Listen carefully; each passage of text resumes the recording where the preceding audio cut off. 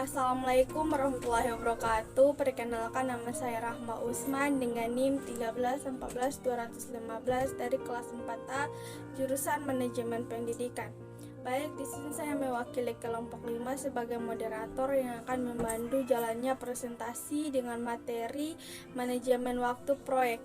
Dengan pokok bahasan yang pertama ada cara melakukan estimasi sumber daya aktivitas, yang kedua cara melakukan estimasi durasi aktivitas, yang ketiga pengertian rencana manajemen proyek, yang keempat ada pengukuran dalam proyek, dan yang kelima pemantauan dan pelacakan dengan 3 pendekatan. Yang mana materi tersebut akan dipresentasikan oleh saya sendiri dan 2 rekan saya, diantaranya ada Lailatul Hayati Nufus dan Fitra Ahulantu. Baik, saya akan memaparkan materi bagian A, yaitu cara melakukan estimasi sumber daya aktivitas, di mana pengertian estimasi adalah proses menemukan perkiraan yang merupakan nilai yang dapat digunakan untuk tujuan tertentu. Estimasi memiliki manfaat yang banyak. Ia dapat menjadi tolak ukur apakah suatu kegiatan akan berjalan sesuai rencana atau tidak, yang didapatkan dari melihat dari data-data saat ini. Kemudian terdapat 13 langkah-langkah yang terlibat dalam proses estimasi aktivitas sumber daya sebagai berikut.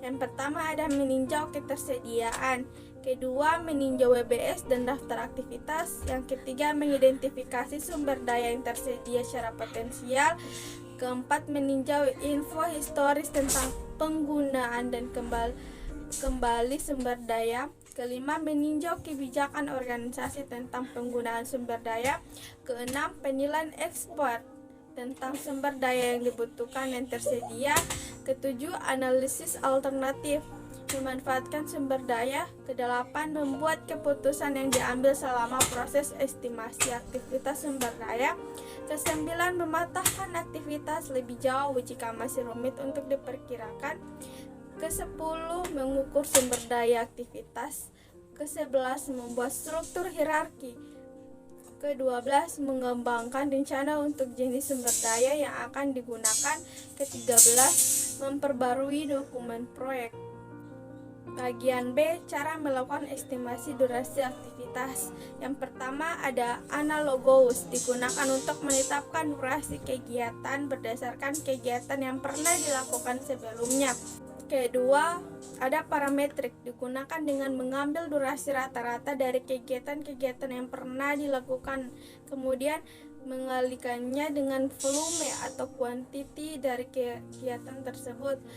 Ketiga, 3-point estimate, dilakukan dengan menggunakan 3 data dari kegiatan-kegiatan sebelumnya, yaitu data pesimistik atau paling lama, dan mostly light paling sering terjadi, dan optimistik paling cepat. Selanjutnya saya persilahkan kepada rekan saya Fitra Ahulantu untuk memaparkan pokok bahasan selanjutnya. Baiklah, saya akan melanjutkan materi kami, yaitu pengertian rencana manajemen proyek.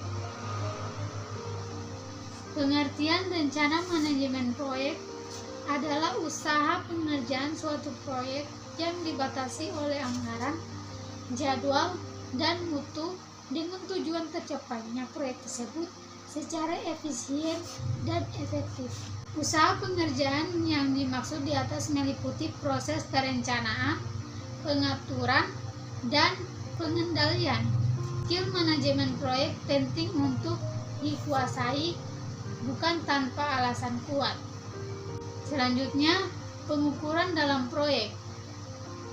Dalam hal pengukuran di dalam proyek pasti membutuhkan ketelitian dan keakurasian dengan baik.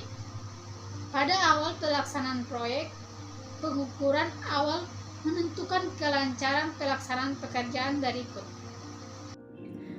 Saya Lailatul Hayati Nufus dengan NIM 131420014. Baiklah, saya akan memaparkan pokok bahasan kelima mengenai pemantauan dan pelacakan dengan 3 pendekatan. Adapun cara pemantauan dan pelacakan proyek dengan 3 pendekatan, yakni yang pertama, pemantauan tingkat aktivitas. Dengan hal ini, pemantauan suatu aktivitas atau kegiatan dalam manajemen proyek dengan melacak telah sampai tahap dalam suatu pekerjaan yang telah selesai dikerjakan. 2. Laporan status, yakni memberikan data tentang proses suatu aktivitas atau kegiatan yang telah dicapai. 3.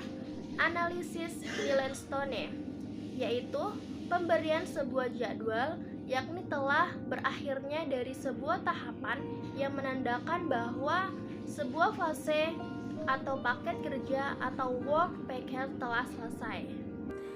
Demikian pemaparan materi dari kelompok 5. Mohon maaf apabila kami salah kata dan salah pengucapan. Lebih dan kurangnya kami mohon maaf. Wabillahi taufiq wal hidayah. Wassalamualaikum warahmatullahi wabarakatuh.